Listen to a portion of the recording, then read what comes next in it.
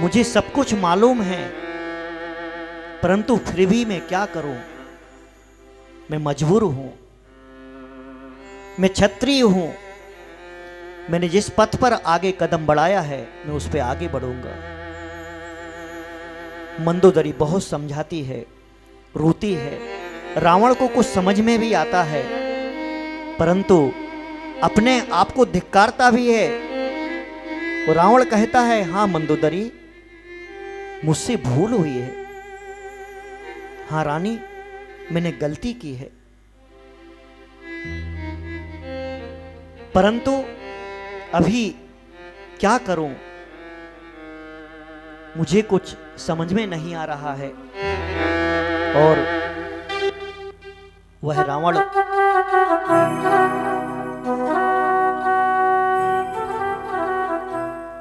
रावण को ये समझा कि मैंने गलत किया है। रावण को ये समझा कि मैंने गलत किया है।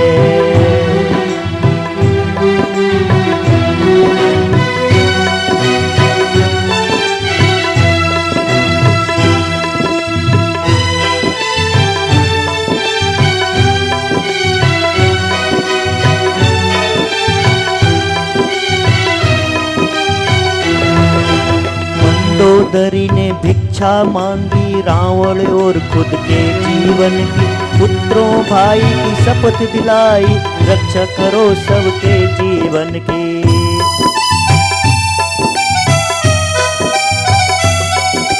रावण सिर को हिलाया कि मैंने गलत किया है। रावण सिर को हिलाया कि मैंने गलत किया है।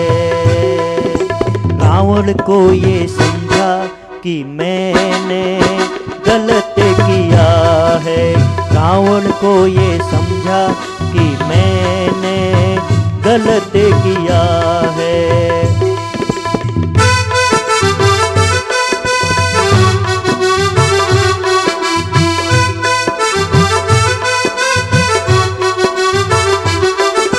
सब मंत्री और भाई बंधु रावण को समझाते हैं।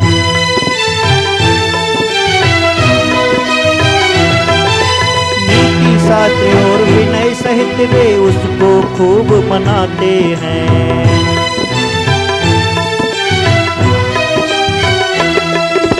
रावण तूने जग को सुख आश्रय सबको दिया है। रावण तूने जग को सुख आश्रय सबको दिया है। रावण को ये समझा कि मैंने गलत किया है। रावण को ये समझा कि मैंने गलत किया है।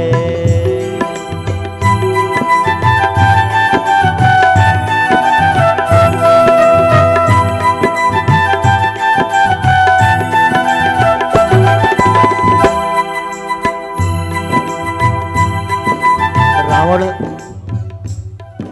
अपने आप को धिक्कारता है, गलती का एहसास भी होता है रावण के लिए, परंतु अविवेक और अस्थिर बुद्धि के कारण वह फिर से मंदोदरी को समझाने लगता है। अरे मंदोदरी, तू डर मत। तुझे मालूम है ना कि मैं 3 खंड का अधिपति हूं। सारे विद्याधर मेरे सामने झुकते हैं। इतने बड़े साम्राज्य का मैं स्वामी हूं। देख मैं कितना महान और शक्तिशाली हूं, और तू मेरे सामने डरती है। अरे मेरे होते हुए तेरे लिए चिंता की क्या बात है।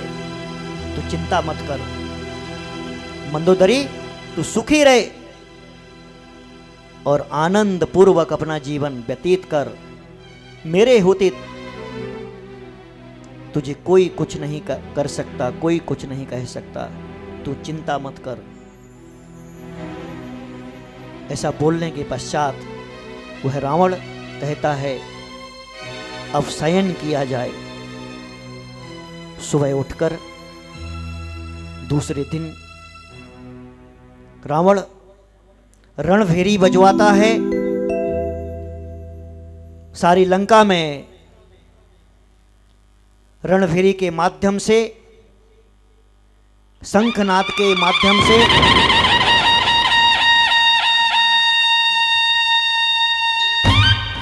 युद्ध की तैयारियां की जाती हैं।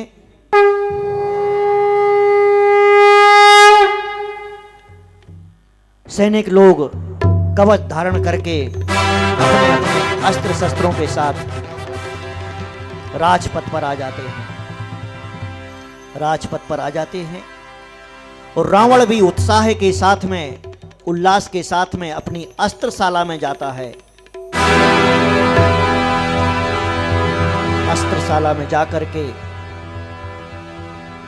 जब वह कवच धारण करता है तो पहला अपशकुन होता है कि उसके हाथों से कवच नीचे गिर जाता है। जब वह अपनी तलवार को उठाता है, हाथ से तलवार छूट करके गिर जाती है। उसके बाद वहां रखे हुए दीपक से उसके वस्त्र में आग लग जाती है। रावण इन अपशकुनों को देखता है। देखने के पश्चात भी एक जिद, एक हट, एक अहंकार की हट, और उसके कारण रावण युद्ध के लिए निकलता है।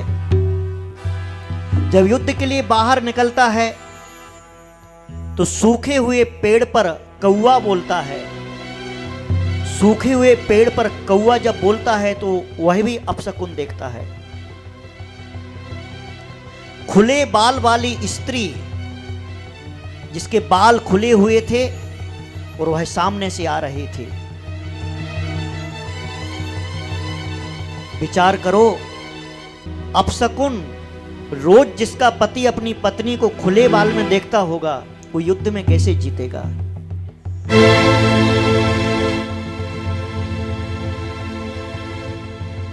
और खुले बालों का संबंध हमारी अर्थव्यवस्था से है।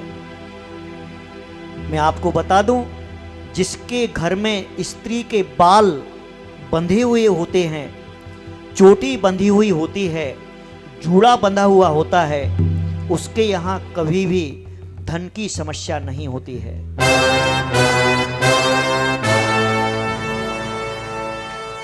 यह राम कथा के माध्यम से बता रहा हूं मैं, ऐसे सामान्य रूप से कभी नहीं बताता, कभी बोलता भी नहीं हूं किसी के लिए पर्सनली। और जिसके घर में स्त्रियों के बाल खुले होते हैं, उसकी अर्थव्यवस्था भी खुली हुई होती है।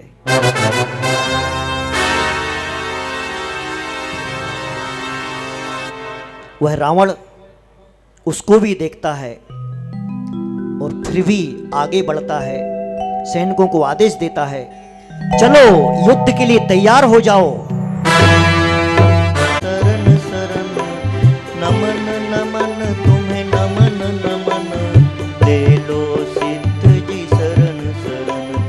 नमन नमन तुम्हें नमन नमन, ले लो सूरी शरण शरण।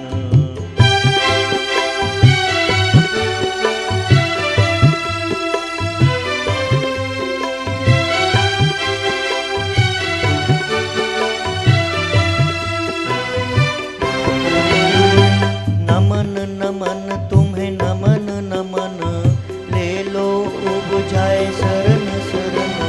नमन नमन तुम्हें नमन नमन, ले लो साहो शरण शरण।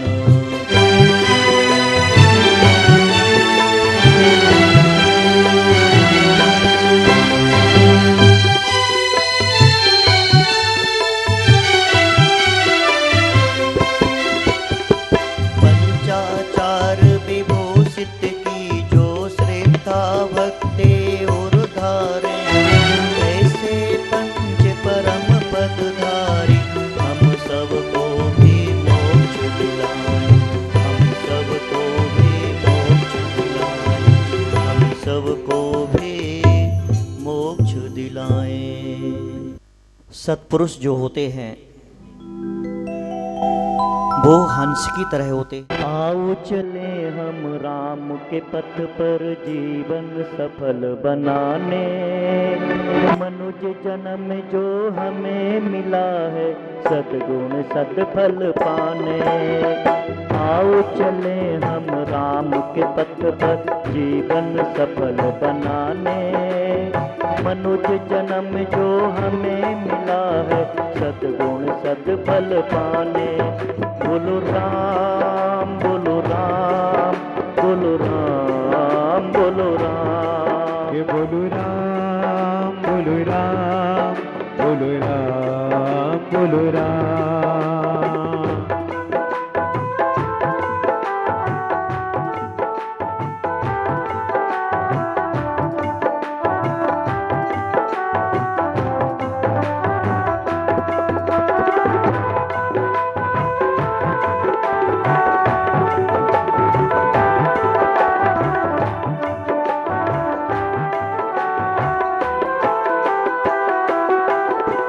कर्मों का फल जैसा ही आया राम सिया ने निभाया। ओ हो हा हा, ओ हो हा। छोड़ा नहीं धैर्य को उनने धर्म का गीत ही गाया। ओ हो हा, ओ हो हा। हम भी उनसे सीखें जाने, हम भी उनसे सीखें जाने, खुद को लगे मनाने। विकट कष्ट में डिगे तनिक ना प्रभु की गाएं गाने। आओ चले हम राम के पथ पर जीवन सफल बनाने, मनुष्य जन्म जो हमें मिला है सद्गुण सद्फल पाने।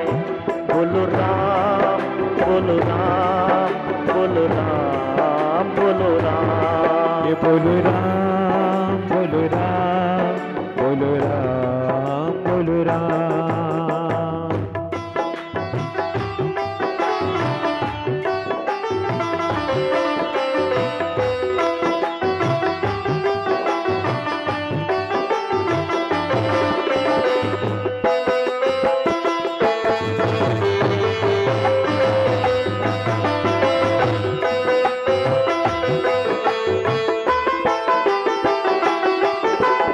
महलों में जंगल में उनने आगे बढ़ना सिखाया। हो हा हा, हो हा। मन की दृढ़ता से तीनों ने श्रद्धा विश्वास जगाया। हो हा, हो हा। अपने रहे या रहे पराए,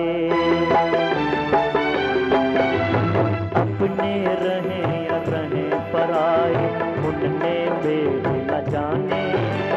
पर उपकार और प्रेम भाव से सबको गले लगाने। आओ चले हम राम के पथ पर जीवन सफल बनाने, मनुष्य जन्म जो हमें मिला है सद्गुण सद्फल पाने। बोलो राम बोलो राम बोलो राम बोलो राम, बोलो राम बोलो राम बोलो राम बोलो राम, बोलो राम बोलो राम बोलो राम बोलो राम, बोलो राम बोलो राम बोलो राम बोलो राम। माँ का समाचार सुनते हैं राम और तय करते हैं कि अब हमें अयोध्या चलना होगा। 6 वर्ष बीतने के पश्चात भी उन्हें मालूम नहीं चलता है कि सुखपूर्वक कैसे दिन निकल गए। जीवन में भी यही होता है कि सुखपूर्वक एक दिन नहीं, 2 दिन नहीं, 100 साल नहीं, 1000 साल नहीं, लाखों साल कैसे निकल जाते हैं मालूम नहीं चलता है। परंतु दुख की घड़ी, दुख का समय दुख के मिनट और सेकंड निकालना भी बड़ा भारी पड़ता है। एक एक क्षण वर्ष के जैसा लगता है, सी लगती हैं। राम विभीषण से कहते हैं कि अब हम अयोध्या के लिए जाएंगे, हमारी माँ और हमारा भाई इंतजार कर रहा है। विभीषण प्रार्थना करता है कि राम, इतने दिन हो गए हैं, थोड़े दिन और रुक जाओ। परंतु राम का दृढ़ संकल्प देख करके विभीषण पुनः कहता है, हे राम, मुझे सिर्फ आप 16 दिन का समय दीजिए। और 16 दिन के समय को लेकर के यहां से विभीषण अपने विद्याधर कारीगरों को भेज करके अयोध्या में बड़ी भारी नव निर्माण संरचना करवाता है। अनेक प्रकार की भारी सजावट की जाती है, अनेक प्रकार के नए नए बड़े बड़े महल बनाए जाते हैं, जगह जगह तोरण द्वार बंधाए जाते हैं, जगह जगह पर फूल और पेड़ों के बगीचे लगाए जाते हैं। पूरी अयोध्या को नया कर दिया जाता है। 16 दिन के बाद जब धन धान्य से परिपूर्ण अयोध्या हो जाती है, रत्नों की वर्षा करके जब सब समृद्ध और संपत्तिवान हो जाते हैं और दुल्हन की तरह अयोध्या को सजा दिया जाता है। इसके पश्चात राम, लक्ष्मण, सीता, विभीषण आदि पुष्पक विमान के माध्यम से लंका से पुष्पक विमान में बैठ करके और वहां से अयोध्या की ओर चलते हैं।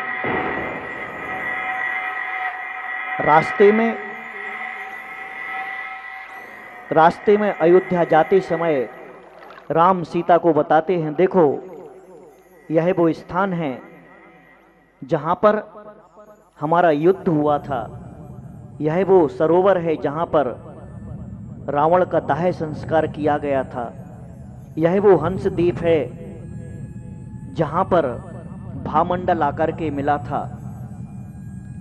आगे बढ़ते हुए बताते हैं कि देखो देखो देखो सीता, यह वो जगह है जहां पर लक्ष्मण ने कोटी शिला को अपने दोनों हाथों से उठाया था। आगे बढ़ते हैं, घनघोर अरण्य को देख करके सीता घबरा जाती कि यह क्या है।